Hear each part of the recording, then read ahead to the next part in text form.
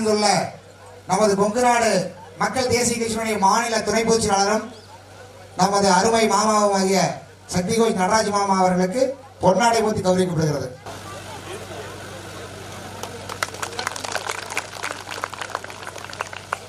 இந்த வள்ளுக்குமியினுடைய மூத்த ஆசிரியரும் நமது இந்த மண்ணின் மைந்தருமான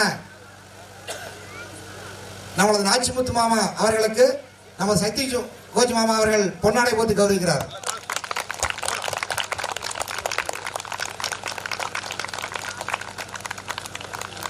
அடுத்தபடியாக நமது கொங்குநாடு மக்கள் தேசிய கட்சியினுடைய மாநில செயற்குழு உறுப்பினர் மீனாட்சி கே ரமேஷ் அவர்களுக்கு பொன்னாடை போத்தி கௌரவிக்கப்படுகிறது. அடுத்து நமது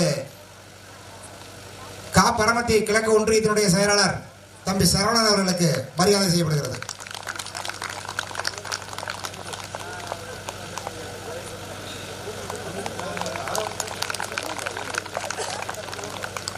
அடுத்தபடியாக அரவக்குறிச்சி நகரத்தினுடைய இளைஞர் செயலாளர் இளந்திரணி அவர்களுக்கு மரியாதை செய்யப்படுகிறது.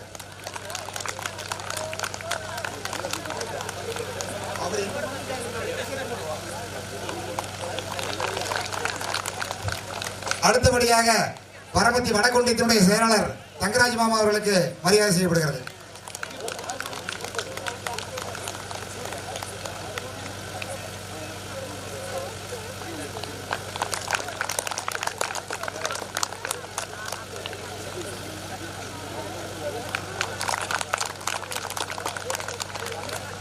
நமது பெருமாள் கவுண்டர்னூர் குழுவினுடைய தலைவி கவிதா தங்கவேல் அவர்கள்,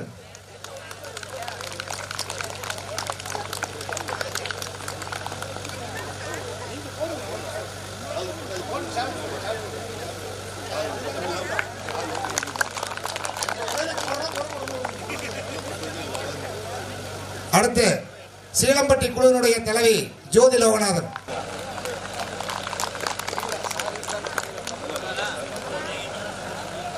அடுத்து பல்லமரத்து குழுவினுடைய தலைவி வர முடியாத காரணத்தால் தற்காலிகமாக கவிதா கதிர்வேல் அவர்களை நியமிக்கிறார்கள்.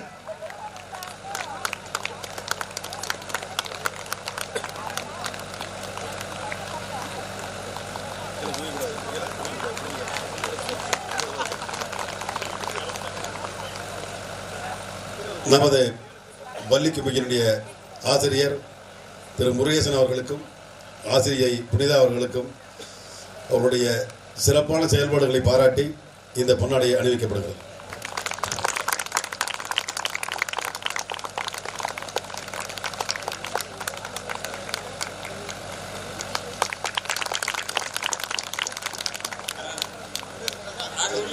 எவ்வளவு பாடினாலும் அதற்கு இசை வேண்டும்.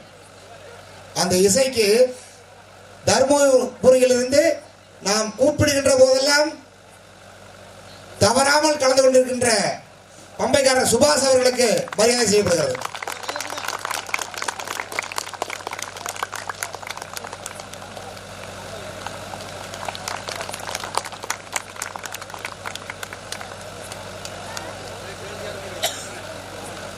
அடுத்து நமது நிகழ்ச்சிக்கு தலைமை பொறுப்பேற்க வருகின்ற திரு சக்திகோஷ் நடராஜ் மாமா அவர்களை உரையாற்ற அன்போடு கேட்டுக்கொள்கிறோம்.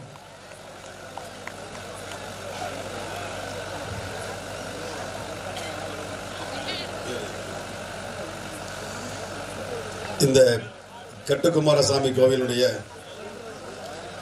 சிவன் ராத்திரி விழாவில் வள்ளிக்குமி நிகழ்ச்சியை இங்கே நடத்தி கொண்டிருக்கும் நம்முடைய இந்த ஊரின் மண்ணின் மைந்தன் நம்முடைய மாப்பிள்ளை முருகேசன் மாப்பிள்ளை அவர்களுக்கும் இந்த குழுவிலே சிறப்பாக பயிற்சி கொடுத்து சிறப்பாக உங்களை எல்லாம் ஒருங்கிணைத்து இந்த நிகழ்ச்சிகளை பாடலும் பாடி ஆடிக்கொண்டிருக்கிற புனிதா அவர்களுக்கும் முதலில் என்னுடைய நன்றியும் வணக்கமும்.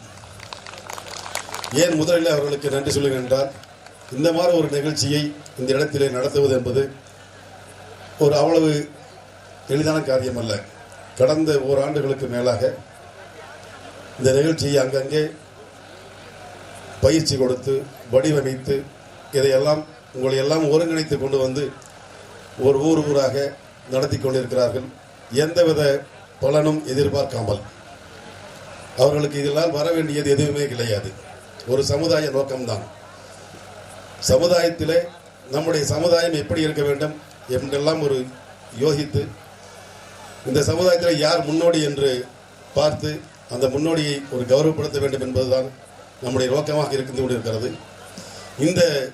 இங்கே ஒரு பாடல், இந்த வள்ளிக்கும்மி பாடலை எழுதிய நம்முடைய மதிப்பிற்குரிய ஆசிரியர் ஆலம்பாளையம் நாச்சிமுத்து மாமா அவர்களுக்கு என்னுடைய சிரம் தாழ்த்த வாழ்த்துக்களும் நன்றிகளும். இந்த பாடலை, இந்த வள்ளிக்கும்மி பாடலை முதலிலே எங்களுடைய கொங்கு நாடு மக்கள் தேசிய கட்சியினுடைய, நம்முடைய கொங்கு நாடு மக்கள் தேசிய கட்சியினுடைய பொருளாளர் திரு KKC பாலு அவர்களிடம் கொடுத்தது மாமா தான். அந்த பாடலை, மாமா கொடுத்த பாடலை நான் அந்த பொருளாளரிடம் கேட்டேன். எனக்கு சொன்ன வார்த்தை என்ன தெரியுமா? நான் என் குருநாதரிடம் சத்தியம் பண்ணி சொல்லியிருக்கிறேன், யாருக்கு தரமாட்டேன்னு சொல்லி. அதனால நீ எனக்கு கொடுக்க மாட்டேன்ட்டார். இதே மாமன் கிட்ட நான் மாமன் வாங்கிட்டு போயிருக்கலாம். சரி, மாப்பிள்ளை அங்கே வச்சிருக்காரு அப்படிங்கிற KKC கேட்டேன். நான் மாப்பிள்ளை கொடுங்க, எனக்கு கொடுங்க. இந்த உங்களுக்கெல்லாம் ட்ரைனிங் கொடுக்கும்போது தான் இந்த பாடலை எனக்கு கொடுங்க, நான் முன் போய் மக்கள்கிட்ட கொடுத்து நம்ம பிள்ளைகளாம் படிக்கணும்னு கேட்டதுக்கு, இல்லை மாப்பிள்ளை நான் சத்தியம் பண்ணி வாங்கிட்டு வந்துட்டேன், நான் உங்களுக்கு தரமாட்டேன்னு சொல்லி என்னால் தரமாட்டேன், எனக்கு கோச்சிக்காதீங்க அப்படின்னாரு. அந்த மாதிரி ஒரு மாமா இன்றைக்கு அந்த பாடலை வடிவமைத்து அந்த ஆடல் வந்து KKC பாடல் அவர் தான் இதுக்கு ஆரிஜினம் பண்ணுது. அதுக்கு மூல காரணம் மாமா தான். இந்த ஒரு பாடலுக்கு நீங்கள் நடன அசைவுகள் இருக்கு இல்லையா, அந்த அசைவுகளை வந்து சொல்லிக் கொடுத்தது மாமன் தான். அது KKC பாலு அவர்களுக்கு அந்த கொண்டு போய் அவர் பெரிய லெவல் சேர்த்து விட்டாரு. இன்னைக்கு கொங்கு நாடு மட்டும் இல்லை, இந்தியாவில் கூட மேக்சிமம் தெரிய அளவுக்கு பண்ணி விட்டாச்சு. உலக லெவலில் அவனுக்கு உலக சாதனை பண்ணி உலக கின்னஸ் ரெக்கார்டு எடுத்து பார்த்தா கின்னஸ் ரெக்கார்டில் அந்த சாதனை வர அளவுக்கு பண்ணியிருக்காரு அப்படின்னா அது அவருடைய பெரிய சாதனை. அதுக்கு ஆரம்ப புள்ளி மாமன் தான். அதுக்கு மாமனுக்கு நம்முடைய கொங்கு நாடு மக்கள் தேசிய கட்சியினுடைய பொதுச் செயலாளர் அண்ணன் ஈஸ்வரன் அவருடைய சார்பாகவும் நம்முடைய சார்பாகவும் அவர்களுக்கு நன்றியை தெரிவித்துக் கொள்கிறோம். இந்த கலை நிகழ்ச்சி எதற்காக அப்படின்னு பார்த்தீங்கன்னா, நம்முடைய சமுதாயத்தை ஒன்றிணைக்க வேண்டும். நம்ம சமுதாயத்தை ஒன்றிணைக்க வேண்டும். அது ஒன்றா மெயின். அதுதான் நம்மளா இருக்கணும். நம்ம வேற எதுவும் மாறி போகக்கூடாது அப்படிங்கிற ஒரு அடுத்த கட்டம் இருக்கு. இன்னைக்கு பார்த்தீங்கன்னா நம்முடைய ஊரில் எடுத்து பார்த்தாலும் சரி, இல்லை மொத்தமாக தமிழ்நாடு எடுத்து பார்த்தாலும் சரி, நம்மளுடைய எண்ணிக்கை குறைந்து கொண்டே வந்துகிட்டு இருக்கு. நீங்கள் நல்லா கணக்கு போட்டு பாருங்க, தெரியும்.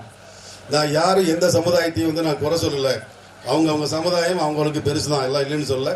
அதே மாதிரி நம்முடைய சமுதாயம் எனக்கு பெருசு அப்படின்னு நான் நினைக்கிறேன். இந்த காலத்தில் வந்து பொய் சொல்லாமல் திருடாமல் ஒரு நல்லவனாக இருக்கிறது அப்படிங்கிறது பெரிய சாதனை. அந்த சாதனையை நம்ம நிறைய பேர் பண்ணிட்டு இருக்கிறோம். நிறைய பேர் அந்த மாதிரி இருக்கிறோம். பொய் சொல்லக்கூடாது அப்படின்னு சொல்லி நம்ம வீட்டில் சொல்லி வளர்த்திருப்பாங்க. ஆனால் பள்ளிக்கூடத்தில் படிக்கும்போது நிறைய பொய் சொல்லியிருப்போம். இன்னைக்கு நான் பொய் திரும்ப அந்த பொய் வந்து இன்னைக்கு நினைச்சு பார்த்தா நம்மளுக்கு வெக்கமா இருக்கும். ஏன்னா நம்மளா அப்படி பொய் சொன்னோமா அப்படின்னு சொல்லி. முடிஞ்ச அளவுக்கு நம்ம பொய் சொல்லக்கூடாது. இது நான் யாருக்கு சொல்றேன் அப்படின்னா, இங்க இருக்க வந்து சின்ன சின்ன குழந்தைகளுக்கு தான் சொல்லிட்டு இருக்கிறேன். அதே மாதிரி இங்க இருக்கிற பெரியோர்கள், தாய்மார்கள் அத்தனை பேர் இருக்காங்க. நிறைய குழந்தைகள் வெளியே வந்துருக்கிறாங்க. அவங்களுக்கு சொல்றது இதுதான், வாழ்க்கையில பொய்யே சொல்லக்கூடாது. அந்த மாதிரி வாழ்ந்து பாருங்க. அப்ப நீ பொய் சொல்லாம வாழ்ந்தா அடுத்தவன் சொல்லுவான் நீ அர்ஜுனனா அப்படின்பா. அர்ஜுனனா இல்லையா, அது வேற. நம்ம பொய் சொல்லக்கூடாது. நம்மளால வந்து யாரும் கெட்டு போக இருக்கக்கூடாது. நம்ம இந்த பொண்ணுனால கெட்டு போயிட்டேன், என்னை கெடுத்து விட்டாங்க, வாழ்க்கையை போச்சு, இந்த பையனால என் வாழ்க்கையை போச்சுன்னு சொல்லி யாரும் நம்மளை கைரீட்டு யாரும் சொல்லக்கூடாது. அந்த மாதிரி வாழ்ந்து பார்க்கணும். ஊர்ல கிராமத்தில் வந்து சண்டை போட்டுக்கிட்டு இருப்பாங்க. ஒரு தோட்டத்து தகராறு, வீட்டு தகராறு, சண்டை கட்டு போடுறாங்க. அதெல்லாம் இல்லாமல் இருக்கணும். அந்த சண்டை போடுற வேலையை இருக்கப்படாது. எவ்வளவோ சமுதாயம் எவ்வளவு நாள் இருக்க போறோம்னு தெரியாது. அந்த இருக்கிற நாள் வரைக்கும் சந்தோஷமா வாழ்க்கை இருக்கணும். அதோட நம்ம சமுதாயம் வளரணும். எனக்கு நான் இப்ப திரும்ப சொல்றது என்ன அப்படின்னா, நம்முடைய குழந்தைகள் நாளைக்கு நீங்க எல்லாம் கல்யாணம் பண்ணி வரும்போது வீட்டுக்கு ஒரு 3-4 குழந்தையா இருக்கணும். வீட்டுக்கு நான் சொல்ல தமாஸ் போல் இருக்கேன் எனக்கு நினைக்காதீங்க. கண்டிப்பா வீட்டுக்கு 3-4 குழந்தையா இருக்கணும். அந்த மாதிரி இருந்தா தான் நம்ம சமுதாயத்தில் நாம நீங்க என்ன கேட்கறீங்களோ நம்ம குழந்தைகளுக்கு உண்டான மரியாதை கண்டிப்பா கிடைக்கும். இல்ல கண்டிப்பா கிடைக்காது. ஒரு 15 வருஷம் 20 வருஷத்துக்கு முன்னாடி நம்ம சமுதாயத்தில் எத்தனை பேர் இருந்தோமோ அந்த ஓட்டு எண்ணிக்கை இன்னைக்கு இல்லை. இன்னைக்கு அரசியல் அப்படிங்கிறது ஓட்டு எண்ணிக்கை தான் அரசியல். ஓட்டு போடாம ஓட்டு போட்டு ஜெயிச்சு வராம எதுவுமே எந்த காரியம் பண்ண முடியாது. ஒரு சின்ன காரியம் பண்ண முடியாது. அப்படி வரும் நம்ம அந்த லெவலுக்கு நம்ம கொண்டு போகணும். ஒரு கும்பலா போய் ஒரு கேட்டா தான் ஒரு காரியமே நடக்குது. ஒரு சங்கம்னு சொல்லி ஒரு அசோசியேஷன் வச்சு பண்ணா தான் அரசாங்கத்தில் ஒரு நல்லது செய்ய முடியும். இன்னைக்கு ஒரு சிலர் வந்து ஒரு சிலர் மட்டும் இன்னைக்கு நம்பி அரசியல் நடத்துற கட்சிகள்லாம் பண்ணிட்டு இருக்கிறாங்க. நம்ம அரசியலுக்கு ஜாஸ்தி நான் பேச விரும்பலைங்க. இன்னைக்கு திருவிழா அதனால் நம்ம சமுதாயம் வந்து நான் பேசிக்கிட்டு இருக்கிறேன். நீங்கள் நான் சொல்கிற மாதிரி சின்ன சின்ன குழந்தைகள்லாம் திரும்ப சொல்கிறேன், நாளை கல்யாணம் பண்ணி 3-4 குழந்தையாவது கண்டிப்பாக வேணுங்கண்ணே, சரியா? அது பார்த்துங்க. அடுத்து வந்து கல்யாணம் பண்ணும்போது வந்து இப்படி தான் கல்யாணம் பண்ணணும்னு சொல்லி கேகேசி பாலு அவர்கள் சத்தியம் வாங்கினாங்க. அந்த சத்தியம் வாங்கும்போது பார்த்தீங்கன்னா நிறைய யூடியூப் பார்த்துருப்பீங்க. அதுக்கு எவ்வளோ ஏகப்பட்ட பிரச்சனைகள் வந்தது. எல்லா பிரச்சனையும் ஒன்றும் இல்லை, அப்படித்தான் நாங்கள் அப்படித்தான் அப்படின்ட்டு போனால் யாரும் ஒன்றும் பண்ண முடியல. நம்ம யார்கிட்டையும் போய் அடுத்த போய் இந்த மாதிரி பண்ணு கேட்கல. நம்ம பிள்ளைங்க, நம்ம என் கூட பிறந்த தங்கச்சி, என் பேத்தி, பேரன் பேத்தி, அவங்க கூட தான் சொல்கிறோம் இந்த மாதிரி இருக்கணும், இந்த மாதிரி வாழ்க்கை இப்படி இருக்கணும், இந்த மாதிரி இருக்கணும்னு சொல்லி. அது நம்மளை யாரும் கேள்வி கேட்க முடியாது. அந்த மாதிரி சூழ்நிலை அந்த மாதிரி நம்ம வளர்ந்து பார்க்கணும். யாருக்கும் நம்ம வந்து நம்மளால முடியுங்கிற நமக்கு நம்பிக்கை வேணும். நம்மளுக்கு நம்ம கட்சியில் நம்மளுடைய தாரக மந்திரம் அதுதான். தாரக மந்திரமே அப்படி தான் வச்சுருக்கிறோம். நம்மால் முடியும் அப்படிங்கிற தாரக மந்திரமே.